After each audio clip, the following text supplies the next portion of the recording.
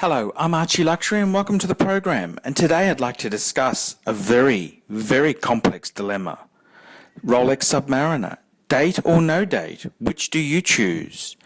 And I gotta say, if you're a true purist, and watch aficionado, I personally would go for the no date Rolex Submariner.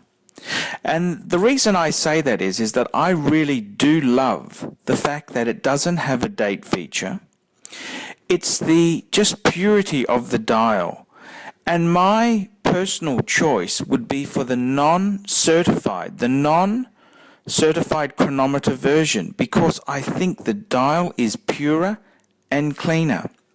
And I've got to say, I've owned a few Rolex Submariners in my time, and the no date has always struck me as such a beautiful piece. Now, you've got to remember, my watch history, my first Rolex was a Rolex 1016 Explorer 1, which is a very simple type of watch, 36mm basic sports watch. But if you add a rotating bezel to that piece there, it becomes a Submariner.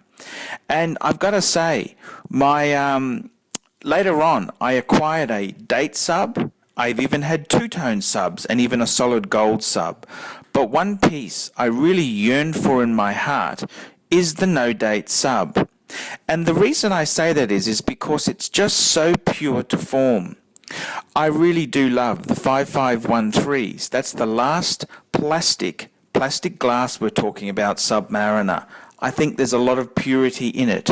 And I also really, really do love the Sapphire Crystal 14060. And I just think if you're after a no-nonsense Submariner, it's just such a great piece.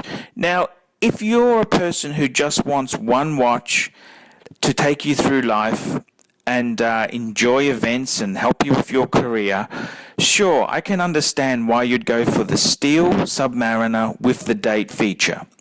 And I can't criticize that choice. It's a good piece.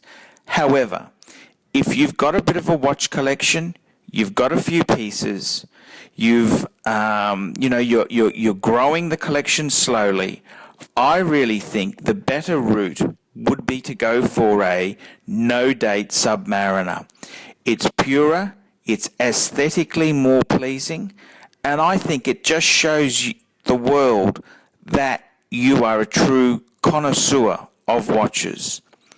And if anyone criticizes you, I remember once when I had my no-date sub, they said, "Oh, you got a Rolex." "Oh, yeah, but I couldn't afford the date version." You can really nicely downplay it. And I just love the aesthetics of the no-date sub. It's just so simple. It's so elegant. And I also have got a lot of respect for the Rolex Sea Dweller. That's right, the Sea Dweller, not the deep sea. We're talking the Sea Dweller. And it doesn't have the Cyclops, but it does have the date. And I got to say, that's one cool piece. I think, in modern times, that'd probably be my ultimate diving watch. And I think that's my honest opinion. If you're a bit bigger sort of guy, I think a Sea Dweller would be ideal. And mind you, a no-date sub, what a cool piece. And I've got a good friend, Greg in Sydney, who recently acquired one. And there's just no looking back. He absolutely loves that piece to death. And you really can't do any wrong. These Rolex Submariners, they're such cool pieces. But I got to say, my own money, Rolex Submariner no date. I'm Archie Luxury. Tell me what you think.